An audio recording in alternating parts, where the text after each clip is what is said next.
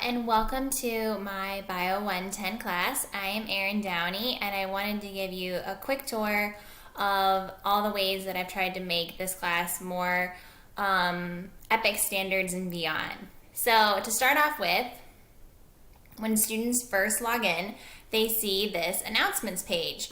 And this alerts them to the most pressing items that are due when they join the class. And so one of the first things that's recommended is to head to the Getting Started link. In here, it breaks down what each of the side tabs are for. But what I really like to do is highlight my syllabus tour. So this is a video of me going through my syllabus and pointing out which items are the most important and the most frequently asked questions from students. Additionally, I have a tour that is me going through Blackboard. So I've displayed my screen and I walk them through where to find everything in Blackboard, just so that there's a little more familiarity with the layout.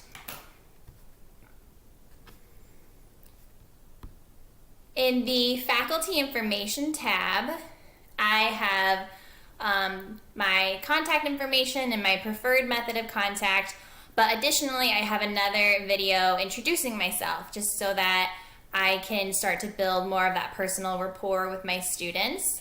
And personally for me, one thing I like to highlight are the different special admissions programs we have here at Wake Tech that they may not be familiar with.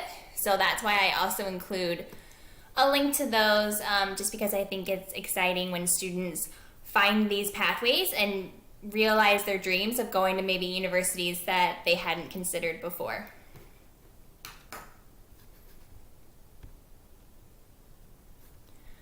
So the Lessons tab is where they spend the majority of their time. So it is broken down into two folders. With biology, we have a lecture component and a lab component. And I have descriptions put in that kind of give them an idea of what they will find in these two perspective folders.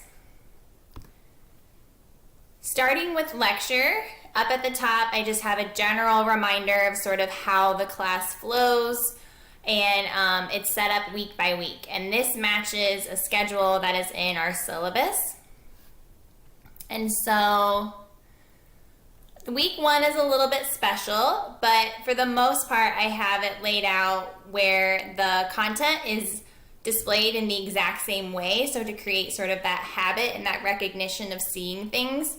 So the student learning outcomes are listed at the top, and there's a task list so that they know exactly what to do for the week.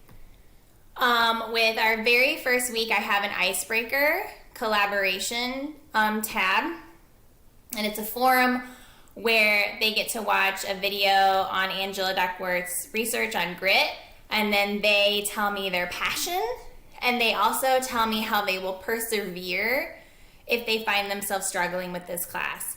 So it's a great way to get to know people by knowing their passions, but it also helps them to start planning how they might intervene if they're not doing as well as they would like. So that's kind of an unusual thing. That's just for the first week. But after the task list, there's a PowerPoint. And then there are YouTube videos of me going through the PowerPoint. And these are broken down into smaller chunks so that if a student only has maybe 15 minutes, they can hop in and watch some of the videos, even if they can't finish all of them. And these videos are me going through the PowerPoints, giving it more of that seated style class feeling. And then there's always an assignment, and the assignments are due on the same day every week, again, to create that habit of giving into consistent work. And at the bottom, I like to include opportunities for active learning. So these are things that are brought up in the PowerPoints, and then I go over in the YouTube videos.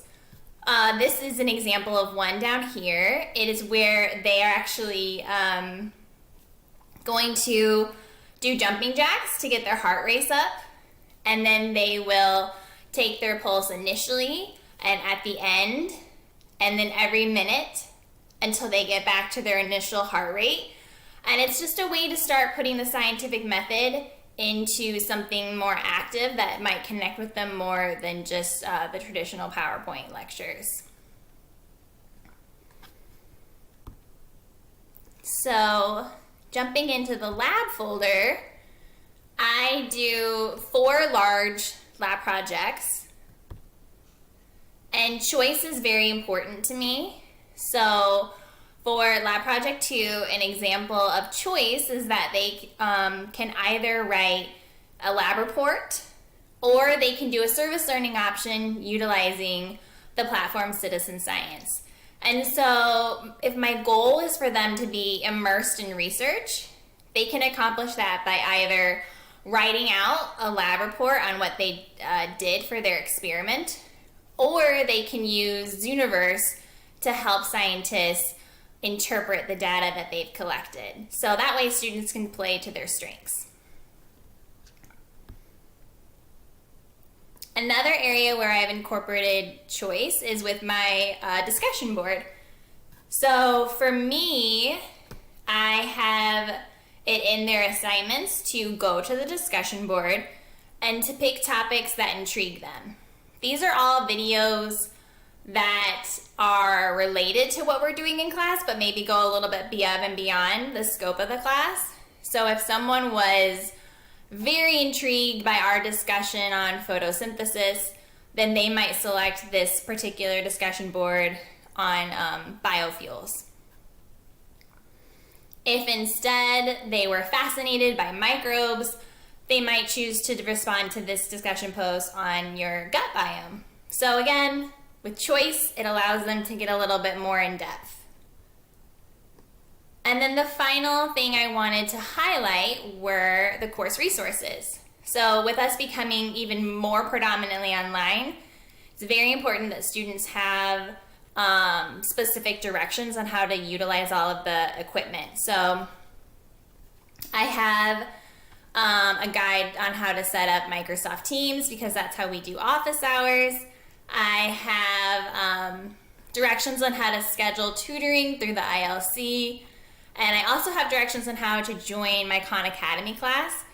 This is a free platform, and it's a great place for students to go if they're still struggling with the concept, to see even more videos and more practice problems, and they can specifically join my class so that I can see on my end how much time they're putting into it. So this is my Epic Master Certified class, and I hope you enjoyed all of the hard work that went into it. Thank you.